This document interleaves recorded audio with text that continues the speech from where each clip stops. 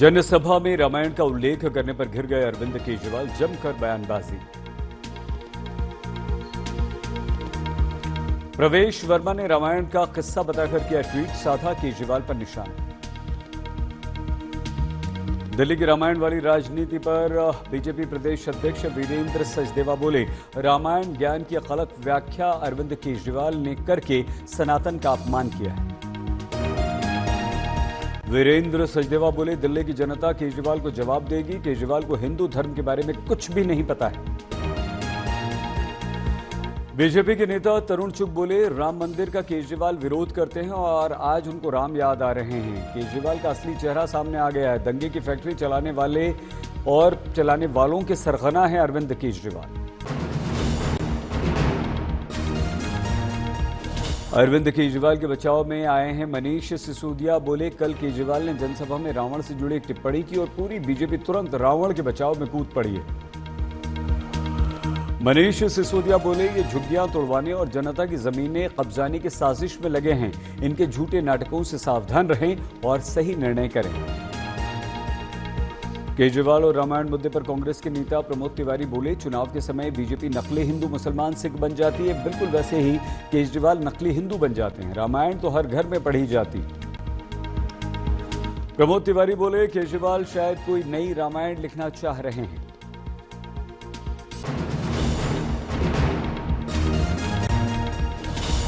रामायण ज्ञान पर बयानबाजी पर केजरीवाल बोले, दिल्ली में अगर सत्ता में बीजेपी आ गई तो सभी को निगल जाएगी। राक्षसी प्रवृत्ति है इन लोगों की। मैं दिल्ली के झुग्गी वालों को और गरीब तबके को खासकर चेताना चाहता हूं कि अगर ये आ गए तो ये राक्षसों की तरह निगल जाएंगे आप लोगों को। सांसद संजय सिंह बोले, मुझे पूरे भारत में एक ऐसे मुख्यमंत्री का आप नाम बताएं जिसने मुफ्त बिजली, मुफ्त पानी और फरिश्ते जैसी कल्याणकारी योजनाओं को शुरू किया। केजरीवाल की तारीफ करते हुए बोले संजय सिंह, उन्होंने दिल्ली में चमत्कार किया और इसके बावजूद उन्होंने दिल्ली में सरप्लस बजट दिया। आम आदमी पार्टी की नेता प्रियंका कक्कड़ बोली, बीजेपी वाले अगर दिल्ली में जीत जाएंगे तो झुग्गियों को तोड़ देंगे।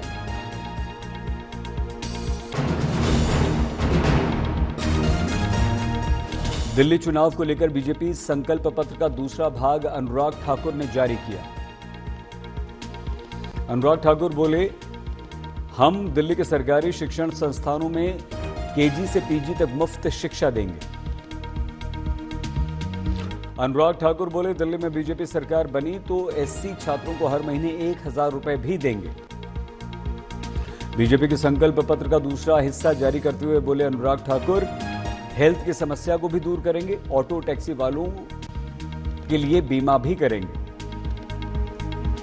अनुराग ठाकुर ने घोषणा की, जहां झुग्गी हैं वहां नरेंद्र मोदी की गारंटी है, वहां पक्के घर बनाएंगे, पक्के घरों की चाबी झुग्गी वालों को देंगे। सुरक्षा बलों के ऑपरेशन को अमित शाह ने जवानों की बड़ी सफलता बताया। कहा, नक्सल मुक्त देश की दिशा में बड़ा कदम है, नक्सलियों का सफाया करेंगे।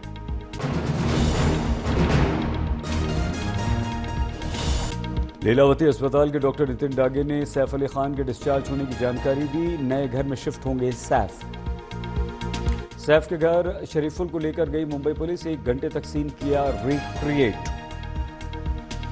हमले के दिन वारदात का सीन रिक्रिएट पुलिस ने किया। एक जानकारी अंदर से जुटाकर सैफ के घर से आरोपी को लेकर निकली पुलिस। सैफ के घर से फिंगरप्रिंट्स भी लिए गए। अधिकारियों ने कहा, क्राइम सीन पर आरोपी की उंगलियों के निशान मिले। बाथरूम की खिड़की जहां से वो अंदर गया था, बाहर गया था, वहां भी उसकी उंगलियों के निशान मिले।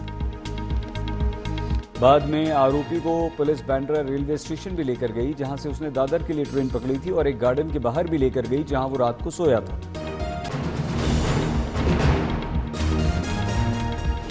कल पुलिस की पूछताछ में सैफ के हमलावर ने कई सारे राज बताए। अवैध ढंग से वो बांग्लादेश से भारत आया, नाम बदलकर उसने रखा था विजय दास। सैफ अली खान पर हमले के मामले में बांग्लादेशी कनेक्शन जुड़ने के बाद दिल्ली के उपराज्यपाल ने दिल्ली पुलिस को लिखा पत्र, घुसपैठियों के विरुद्ध कड़े कदम उठाने के निर्देश दिए। सैफ अली खान पर हमले और बांग्लादेशी आरोपियों पर सांसद संजय राउत का बयान, बीजेपी सिर्फ हवा बना रही है। बांग्लादेश का नाम लेकर हर चीज में बांग्लादेश का मुद्दा बीजेपी वाले उठा रहे हैं। संजय राउत बोले, अगर बांग्लादेशी हमारे देश में हैं तो हमारे देश के गृह मंत्री अमित शाह इसके लिए जिम्मेदार हैं। चुनाव के समय सिर्फ बांग्लादेशियों का मुद्दा उठाते हैं। अगर एक भी बांग्लादेशी मुंबई में है तो इसकी जिम्मेदारी भी सिर्फ बीजेपी की सरकार की है।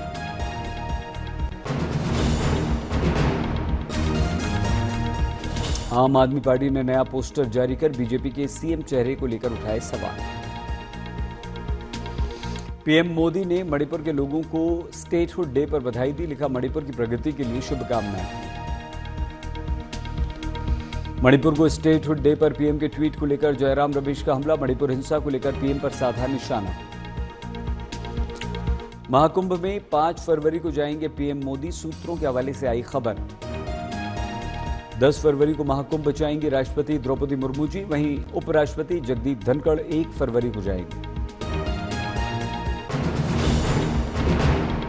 महाकुंभ का आज 9वां दिन। अब तक 8.5 करोड़ से अधिक श्रद्धालु कर चुके हैं पवित्र स्नान। महाकुंभ के भंडारों में हर रोज लाखों लोग कर रहे हैं भोजन। खाने पीने को लेकर विशेष इंतजाम। आज गौतम अडानी भंडारे में देंगे अपनी सेवा। महाकुंभ में श्रद्धालुओं के लिए नया ट्रैफिक प्लान लागू। महाकुंभ में श्रद्धालुओं के लिए खेलों की भी की गई व्यवस्था। बढ़ चढ़कर हिस्सा ले रहे हैं श्रद्धालु। भारतीय सेना के डेयर डेविल्स ने कर्तव्य पथ पर बनाया नया world record. Motorcycle rider display team ने चलती मोटरसाइकिल पर सबसे ऊंची मानव पिरामिड का विश्व रिकॉर्ड बनाकर एक असाधारण उपलब्धि हासिल की। 20.4 फीट ऊंचे इस फॉर्मेशन में 7 मोटरसाइकिलों पर 40 सेना के जवान सवार हुए। इन्होंने कर्तव्य पथ पर विजय चौक से इंडिया गेट तक 2 किलोमीटर की दूरी सफलतापूर्वक तय की। महाराष्ट्र के बदलापुर में अक्षय शिंदे के एनकाउंटर को फेक बताते हुए विपक्ष ने राज्य सरकार पर बोला हमला। महाराष्ट्र के पूर्व गृह मंत्री अनिल देशमुख बोले, शासन के दबाव में किया गया फेक एनकाउंटर। उद्धव ठाकरे ने मुंबई में अपने घर सिल्वर ओक में एनसीपी सुप्रीमो शरद पवार के साथ बैठक की। दोनों नेताओं ने आगामी स्थानीय निकाय चुनावों के लिए एमवीए गठबंधन को मजबूत बनाने पर चर्चा की।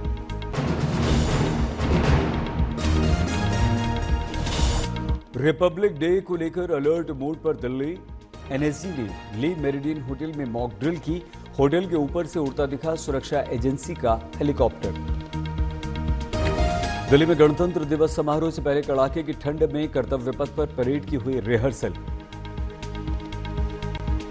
प्रिसाइडिंग ऑफिसर्स की बैठक में शामिल होने पटना विधानसभा पहुंचे लोकसभा स्पीकर ओम बिरला का किया गया जोरदार स्वागत। गोरखपुर में सीएम योगी आदित्यनाथ ने नए मीटिंग हॉल का उद्घाटन किया। सीएम ने अधिकारियों के साथ समीक्षा बैठक की, दिशा निर्देश दिए। नारेड को दिल्ली की महत्वपूर्ण बैठक। दिल्ली में रियल एस्टेट के सामने आने वाली चुनौतियों पर चर्चा। रियल एस्टेट से जुड़ी समस्याओं के समाधान के लिए रोड मैप तैयार किया गया। यूपी के अमरोहा मंडी समिति में भयंकर आग लग गई। कई घंटों तक चला आग का तांडव। बेगूसराय पुलिस का जांबाज कारनामा। आत्महत्या करने का प्रयास कर रही महिला की वेंटिलेटर तोड़कर जान बचाई। रेस्क्यू का लाइव वीडियो सामने आया। यूपी के झांसी में मामूली विवाद को लेकर सिपाही और दारोगा में जमकर मारपीट। साथ ही पुलिसकर्मियों ने मिलकर दोनों को शांत कराया। एसएसपी ने कार्रवाई का भरोसा दिया।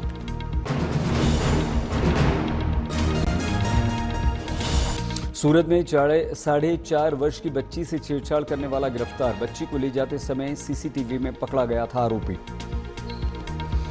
सूरत में डायमंड व्यवसायी को हनी ट्रैप में फंसाकर ब्लैकमेल करने वाली एक महिला और उसके 3 लोगों को पुलिस ने गिरफ्तार किया। संभल में पूछताछ के लिए पुलिस चौकी लाए गए बीमार युवक की दवाई खाने के बाद अचानक स्थिति बिगड़ने से मौत।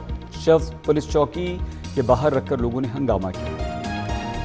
फरीदकोट में ससुर ने हैवानियत कर दी। विधवा बहू के चेहरे पर तेजाब फेंक दिया। हाथ बुरी तरह से जल गए। अमरोहा में समाजवादी पार्टी के नेता की दिन दहाड़े गोली मारकर हत्या। चुनावी रंजिश में हत्या कर दी।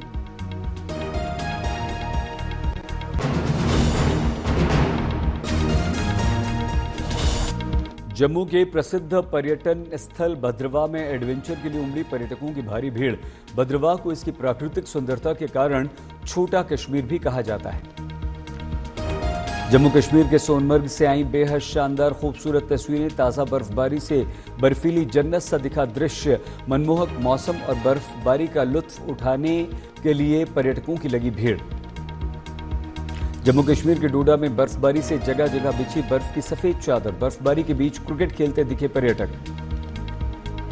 लेह लद्दाख में बर्फबारी के चलते कई सड़कें बंद हो गई हैं। सोनमर्ग लद्दाख राजमार्ग पर जोजिला टॉप के पास बर्फ हटाने का काम शुरू कर दिया गया।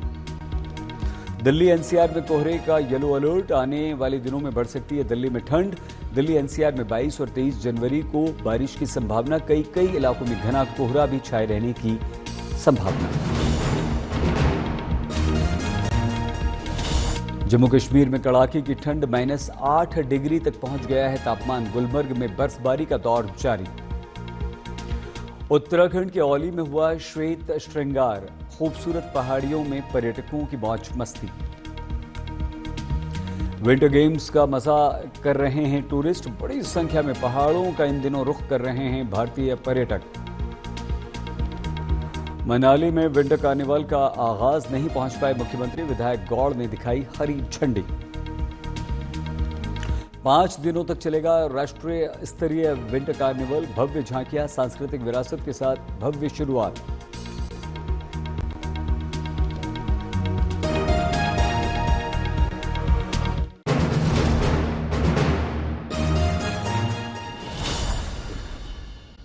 गर्मियों की छुट्टी होने वाली थी, मेरे पापा आने वाले थे, तो हम लोग सभी खुश थे। तो मैं एक बेड पे चढ़ के डांस कर रहा था, लेकिन वो पहले ही आ गए। फ्रीज। तो मैं उस समय तो कंटिन्यू नहीं कर सकता था, तो फ्रीज फ्रेम टाइप का हो गया। कसम पैदा कर